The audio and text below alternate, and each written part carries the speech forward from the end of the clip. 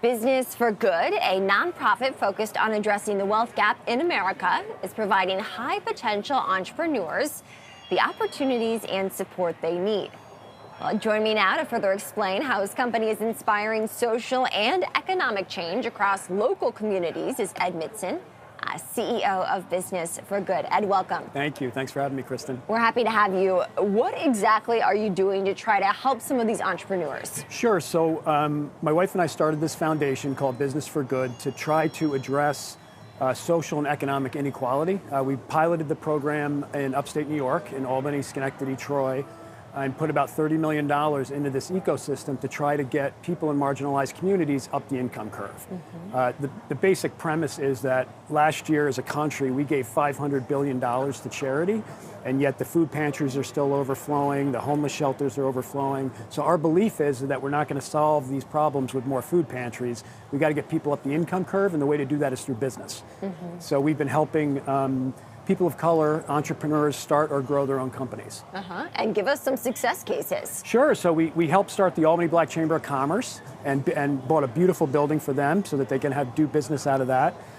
We helped a single mom who had a flower shop business. We helped her grow her business, triple her business by connecting her into an ecosystem. We helped two black African-American female attorneys start their own private practice. They were public defenders, great lawyers. We wanted to help them. They wanted to start their own private practice. So we gave them building, resources, capital, and we provide mentorship, accounting, marketing, and help them sort of flourish. Where's the funding coming from for your organization? So my wife and I back in 2020 sold a big piece of our company, and we became one of the 1%ers that everybody talks about. So we felt incredibly blessed. So we've been funding it ourselves at this point. And we want to prove the model out before we go and ask other people to help donate. But it's been working. Plans to expand outside of sort of the Albany area? I think so, yeah. I mean, we're piloting it here, and we want to try to create almost a roadmap for people in other communities to do the same thing. So to get involved in the communities, to help build these ecosystems, and help people grow their companies.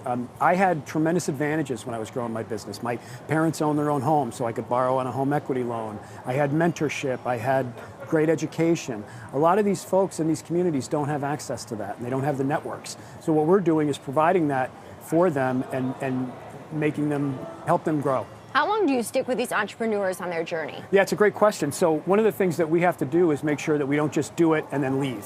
So we make sure that we stay with them, we meet with them regularly. A lot of them want the mentorship that we provide, and then we help them to drive business to one another. So I have friends in the white business community that I can funnel to the lawyers, and trying to create this ecosystem to help everybody go up. So, but we have to stay with them, because otherwise, we don't want them to fail. We owe it to them to make sure that we see it through.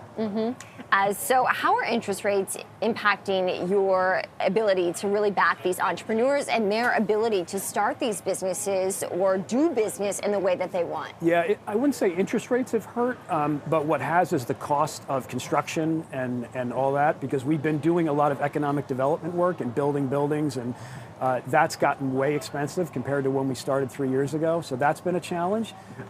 Mortgage rates are obviously not very favorable right now, so that's been a challenge, but we're getting through it. And in terms of where you want to see some of these entrepreneurs go over time, what are the goals?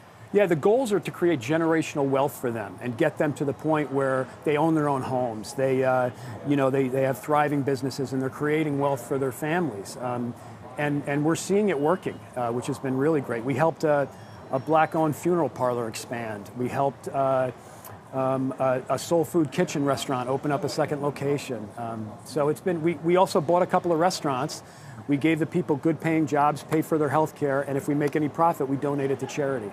So sort of that Paul Newman's own model in a much smaller scale. How much capital has been put to work so far? About 30 million so far in the Albany capital region, and hopefully we'll continue to do more. The great thing is it's working. We're seeing these people raise up and make more money and address some of the social challenges. That suddenly food insecurity goes away, housing insecurity goes away.